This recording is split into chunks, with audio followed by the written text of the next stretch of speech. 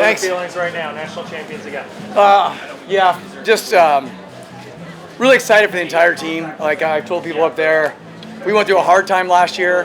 I think I screwed up during the year, and we suffered at the National League because of it.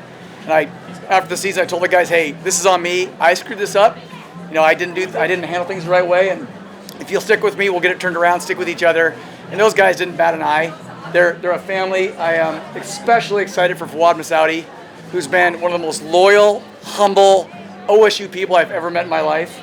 He's up there in tears, came off the line crying because we won. I'm going to get emotional.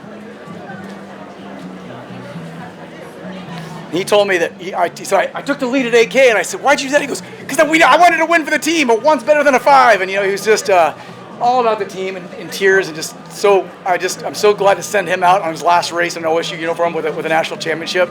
I can't imagine our team without Shoppy, Muirhead, and Fawad. This was their last race. 3 guys that have been the kind of cornerstone of our program for a long time. You guys only won by just over 20 points. Shoppy dropped 40 points in the last 3Ks. Shoppy saved our you-know-whats. I swore yesterday. I won't swear today. I've already been reprimanded, so no more swearing. So he saved our butts for sure. I saw Laban is a great miler who sometimes gets out over his skis on longer races. He feels good in the middle, and he just can't not take the bait. And when I saw him starting to slide a little bit, I went to Shoppy, who I'd said, hey, you're our reserve. Stay back until we need you. I said, hey, we need you. And he just came charging. Why did you say that to him? I told it to him on the start of the 3rd lap, so with right before 8K. Yeah. What was the race plan for you guys today? I just told the guys, we can make all the plans in the world. It's not going to matter. You guys are great racers. You're experienced. You've been here. Read the race. Run the race the way you think you need to run it. Here's my advice. If it goes out in 2:30, don't go with it. And we thought it might. It didn't. It was 2:45 or so. So it was a very controlled pace, very, kind of slower than what we expected. And I think maybe that helped us a little bit in the long run. We didn't have anybody take too big of risks. I was a little worried when I saw the splits at 1K. I thought, oh man, we're back. I knew we were going to be back. We're way back, and it's not fast. So that made me nervous. But by the time they got to 2K, they were already back in. They'd already moved themselves back into contention. We're fine. So, yeah. This is the best 24 hours of the year. It's the best 5 minutes of the year for sure. The last 30 were rough, but this 5 is pretty good. 09 to 12, you won 3 out of 4 titles. Yeah. Now 2 out of the last 3. Yeah.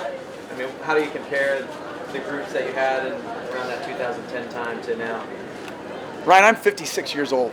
Okay, my memory doesn't go back that far. I don't remember how it felt, but this one feels pretty good. I think it's been a tough month for me personally. Had some things go wrong, and just really thrilled to be out here at all. For a while, I didn't think I was going to be able to be here at this meet, and I can't imagine not celebrating with those guys and going back on the bus with them and all the things we're going to get to do now that are the best part of this.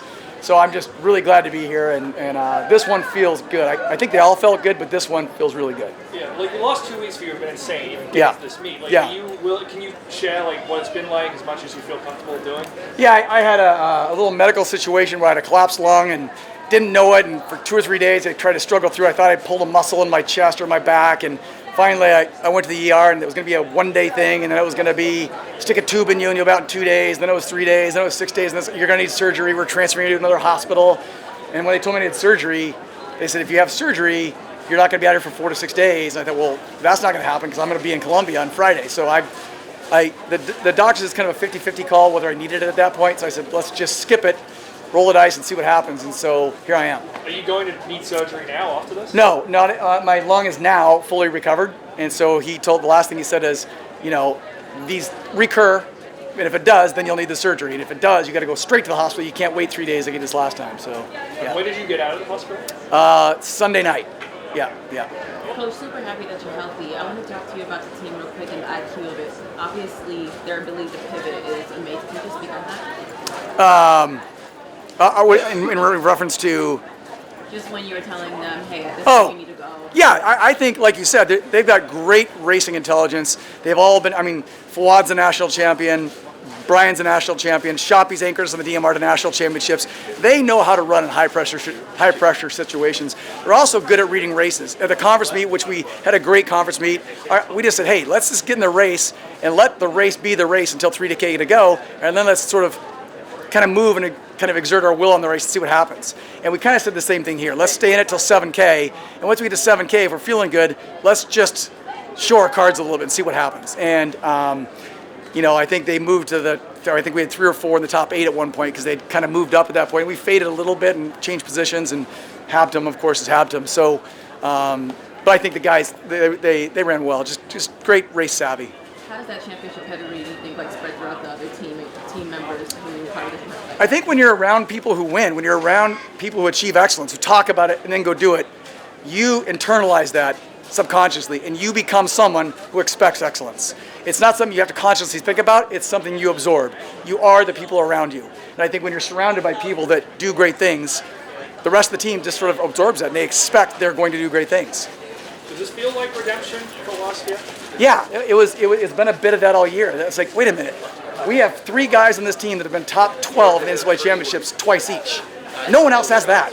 And yet, early in the season, all the pundits out there thought that, we weren't a favorite. There's other teams that might be better. And great teams, but we were definitely, I thought, in the conversation. And I kept telling the guys all year, let's remind people that we haven't gone anywhere. Oklahoma State is still here. So, yeah.